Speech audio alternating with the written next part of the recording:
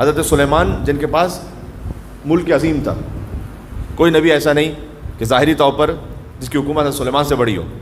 تو حضرت سلیمان ایک جگہ سے گزر رہے تھے تو ایک بوڑھے نے دیکھا اور اپنے دل میں خیال کیا کہ کاش اے اللہ تو نے سلیمان کو اتنی بڑی حکومت دی ہے، تھوڑا مجھے بھی دے دیتا.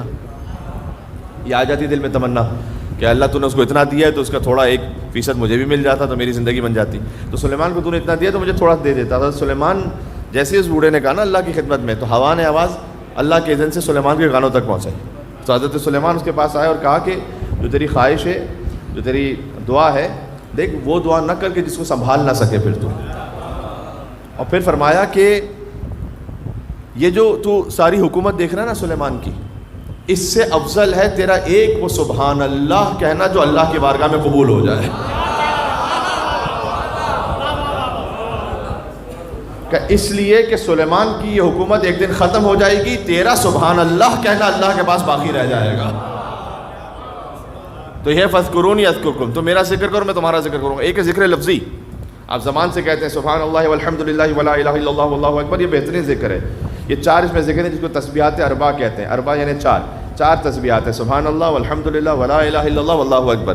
حدیث کا ایک مفہوم ہے کہ جو خانہ کعبہ کے 4 ستون ہیں نا، وہ 4 ستون ان ذکروں پر استوار ہیں، سبحان اللہ والحمد للہ ولا الہ الا اللہ واللہ اکبر.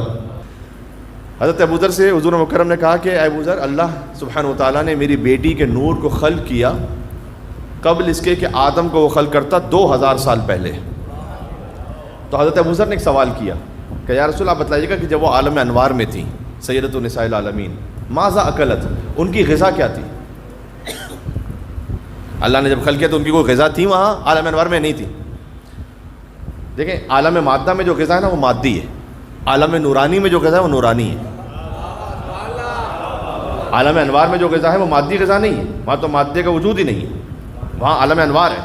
حضور مکرم نے فرمایا کہ میری بیٹی کی غذا تھی عالم انوار میں، اور وہ غذا یہ ذکر خدا پڑھنا تھی کہ سبحان اللہ والحمد للہ ولا الہ الا اللہ واللہ اکبر. مل کے صلوات بھیجیں عظمت بی بی فاطمہ الزہرا سلام اللہ علیہا.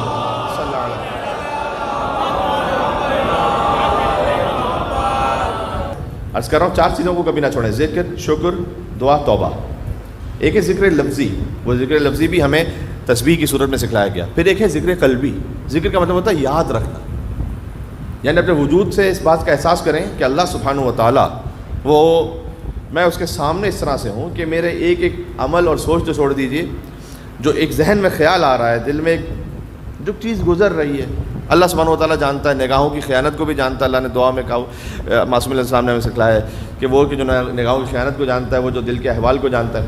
تو اللہ کو یاد رکھنا یہ ہے ذکر عملی اور ذکر قلبی.